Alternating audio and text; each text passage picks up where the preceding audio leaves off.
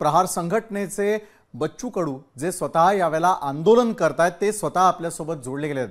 बच्चू कडूजी, पहिला आणि महत्त्वाचा प्रश्न मला आपल्याला हाच विचारायचा आहे। गेले 4 दिवस आपण थेट शेतकऱ्यांसाठी आंदोलन करताय, आपली तब्येत कशी आहे हे महाराष्ट्राला या घडीला कळू द्या। मात्र दुसरीकडे पालकमंत्री येतात, भेटत नाही, जिल्हाधिकाऱ्यांनी फोन कनेक्ट करू नाही, ते बोलत नाही, मुख्यमंत्री अकोल्यात आहेत, काय आवाहन करू इच्छिता आपण? मगरुरी आहे, मुख्यमंत्री अकोल्यात येतोय, ते सांगतं पालकमंत्री बावनकुळे ते प्रश्न मिटवणार। बावनकुळे म्हणतं कलेक्टरच्या हातूनच उपोषण सोडून द्या। ही सगळी मगरुरी आहे। त्यांना EVM मशीन असल्यामुळे तुम्ही किती काही इकडे रस्त्यावर उतरले, किती काही रोष व्यक्त केला, तर मशीन आहे ना मताची, त्याच्यामुळे परिणामाची काही पर्वा नाही ना। परिणामाची पर्वा असती तर कदाचित मुख्यमंत्री असे बोलले नसते आणि बावनकुळेजी असे बोलले नसते। हे अशा रोज आत्महत्या होत आहे, इथे रोज आत्महत्या होते। 2000च्या वर आत्महत्या ह्या 6 ते 7 महिन्याच्या। बीड असेल, तुमचा मराठवाडा असेल, विदर्भ असेल, काल राम ठाकरे नावाचा आमच्या शेतकऱ्यांना आत्महत्या केली। राम मंदिर बांधलं तुम्ही, नरेंद्रजी, देवेंद्रजी, त्याचं पुण्य कमावलं असेल, पण राम ठाकरेंना आत्महत्या करून तुमच्या धोरणामुळे पाय घासून मरावं लागलं। त्याचं पाप कोण फेडणार आहे? कसं फेडणार आहे? म्हणजे आज सोयाबीनला भाव 3,500 विकावं लागलं, तुरीचे भाव 1,000 कमी झाले, 7,300 होते, 6,000 सोयाबीन विकावं लागतं। तेच हाल आम्ही पाहतोय कापसाचे आहे, ज्वारीचे खरेदी केंद्र सुरू झाले नाही। काय करताय तुम्ही? काय सुरू करताय सांगा ना। मजुराचे पैसे भेटले नाही 6 महिन्यापासून। MRCS मध्ये रोजगार हमीवर जाणारा मजूर, एकतर मजुरी 300 रुपये, 100 वर्षात म्हणजे 2 ते 3 वर्षात फक्त 100 रुपये वाढली, 10 वर्षात 300 रुपयाची मजुरी 6-6 महिने भेटत नाही। दिव्यांगाचे महिने पगार 6-6 महिने भेटत नाही। मला देवेंद्रजीला विचारायचं आहे हो का 1500 रुपयामध्ये आमचा दिव्यांग जगन कसा, ज्याला 2 पाय नाही, हात नाही, डोळे नाही? जगाच्या व्यासपीठावर ह्या दिव्यांगाला सगळं फ्री आहे, सगळ्या योजना, त्याला घरपोच व्यवस्था होतं। राज्यामध्ये, देशामध्ये बाकीच्या राज्यात 4,000 रुपये पगार आहे आणि इथं 6,000, तुम्हीच इथं 1,500। म्हणजे याची साधी कदर भावना तुमच्यामध्ये येणार नाही। किती केवळवानी गोष्ट आहे। तुम्ही मीटिंग घेतली मागं, तुम्ही कबूलही केलं CSR मधून देता येईल का ते पाहू। तुमच्याकडे बजेट उपलब्ध नाही आहे। आमदार खासदाराचे पगार पैसे वाटवायचे तुमच्याकडे बजेट आहे। मेट्रो ट्रेन अधिक काढा, ते समुद्री महामार्ग, जगातली सगळी टेक्नॉलॉजी तिथं आणा, तो चांगला करा। पाणंद रस्त्यासाठी तुमच्याकडे पैसे नाही, भारताच्या टेक्नॉलॉजी नाही तुमच्याकडे, ते रस्ते करता येत नाही। म्हणजे कृषीप्रधान असणाऱ्या देशामध्ये सगळ्यात शेवटचा नंबर शेतकऱ्याचा लागतं। तुमचं महाराष्ट्राचं बजेट 7.5 लाख कोटीचं आहे आणि 9,000 कोटी तुम्ही शेतकऱ्यासाठी ठेवलेले आहे। कर्नाटक आणि तामिळनाडूचं बजेट 3.5 लाख कोटीचं आहे, म्हणजे अर्ध आहे। तिथं 45,000 कोटी शेतकऱ्यासाठी ठेवले आणि तुम्ही 9,000 ठेवले। आजही आपण पाहतोय का आज हमी भावामध्ये तुम्ही सोयाबीन 10% सोयाबीन फक्त तुम्ही खरेदी केंद्रावर खरेदी केली, बाकीची सगळी सोयाबीन 3,500 मध्ये विकावं लागली।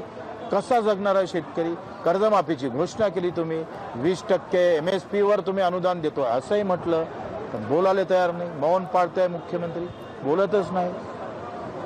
काय त्यांना बोलायला काय कोणतं मुहूर्त लागन ते आम्हाला त्यांनी सांगितलं पाहिजे। हे अशा प्रकारचं या शेतकऱ्याचं मरण दारोदारी आलं पाहिजे आणि हे सगळी शेती उद्योगपत्यांना खरेदी केली पाहिजे। हा तर त्यांचा गनिमी कावा नसेल। म्हणजे छत्रपतीनं स्वराज्यासाठी गनिमी कावा केला आणि हे उद्योगपत्यासाठी गनिमी कावा करतं की काय? अशा प्रकारची व्यवस्था आहे। 50 लाख कोटीच्या केंद्राच्या बजेटमध्ये फक्त 1 लाख कोटी आम्हाला शेतकऱ्यासाठी दिले। आमचा शेतकरी संख्या 50 कोटी आहे आणि अदानी अंबानीच्या कर्जासहित 200-300 कर्जाची आम्ही पाहतोय, उद्योगपत्याचे कर्ज 24 लाख कोटीवर तुम्ही केले। राईट ऑफ आम्ही तुम्ही 1 लाख कोटी राईट ऑफ केलं। ही चाललं काय? बजेटमध्ये तुम्ही सांगा, साधा पेट्रोलमध्ये आणि डिझेलमध्ये या सरकारनं 5 वर्षात 40 लाख कोटी कमावले आणि 7 कंपनीला यांनी 7 लाख कोटी कमावून दिले। सामान्य घरातल्या खिशातले पैसे जातं आणि वाटतं उद्योगपत्याला। आणि आम्हाला हिंदू धर्म म्हणून किंवा जातीपातीमध्ये मराठा ओबीसीचं भांडण लावायचं, धर्मामध्ये भांडण लावायचं, खरा शेतकरी मजुराला त्याच्या प्रश्नापासून दूर ठेवण्याचं काम, ही जी काही राजनीती आहे याच्यामध्ये शेतकऱ्याचं अस्तित्व संपवण्याचा हिशोब हे सरकार राजकारणामध्ये शेतकऱ्यांचा बळी जातोय का, तर त्याचं उत्तर मला आपल्या बोलण्यातून स्पष्ट होताना दिसतंय. आज गुरुकुंज मोझरीमध्ये येऊन अनेकांनी आपल्या या आंदोलनाला पाठिंबा दिलेला आहे. दुसरीकडे सरकारपर्यंत तुमचा आवाज काय पोहोचवा असा वाटतो तुम्हाला? कारण एका बाजूला अर्थसंकल्पात तर हजारो कोटींची तरतूद करण्यात येते, शेतकऱ्यांना प्रत्यक्षात ती मदत मिळताना दिसतीये का? बच्चू कडू. तरतूद होतं पण 45% वरती अजूनही शेतीवरचा खर्च झालेला नाही. बरं, ते ओजाळगावचे पाटील की म्हणतो ना ते आमचे कृषी मंत्री, ते बरोबर आहे. शेतकऱ्यासाठी तरतूद कमी, तरतूद केली तर खर्च कमी, हे सगळा प्रकार चालू आहे. आजही मेंढपाळ उपाशी आहेत, मच्छीमार उपाशी आहेत. दूध आम्ही जोडधंदा करायला लावला, त्या दुधाले भाव नाही. 14 करोड दूध उत्पादन होतं आणि 64 करोड दूध विक्री होते. किती भेसळ आहे, किती लोक हातपाय पसरून मरणार आहे, काही फिकर नाही. अलबेल जय श्रीराम म्हटलं का जमलं, पण श्रीराम म्हणणारा राम नावाचा ठाकरे मेला, याची कदर कधी येणार हो तुम्हाला?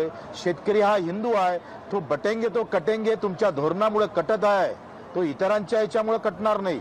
तुमच्या या व्यवस्थेमुळे माझा हिंदू शेतकरी मरतं, माझा हिंदू दिव्यांग मरतं, माझा हिंदू मजूर मरतं, माझा हिंदू दूध उत्पादक शेतकरी मरतं, हिंदू मेंढपाळ मरतं, हिंदू आमचा मच्छीमार मरतं.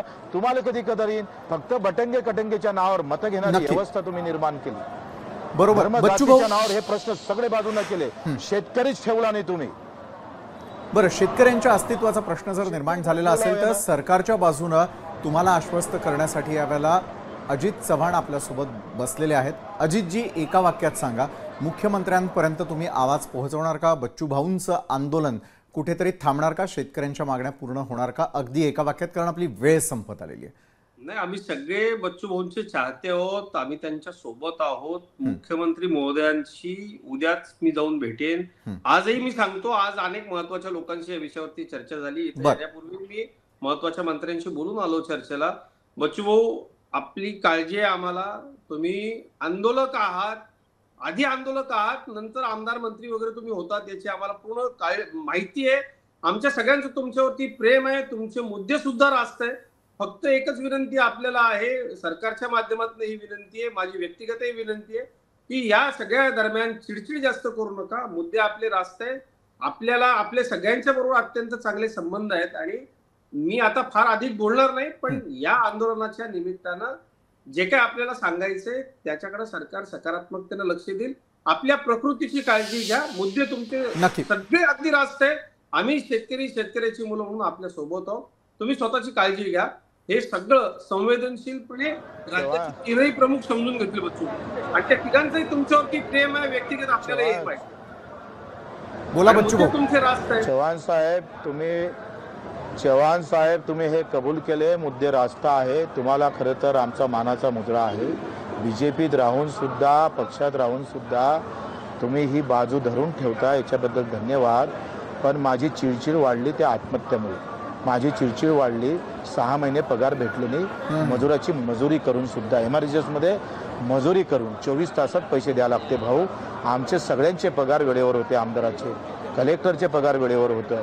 अजितदादांना म्हटलं होतं का दिव्यांगाचा पगार 5 तारखेला जर झाला नाही तर वित्त सचिवाचा पगार आम्ही थांबवणार.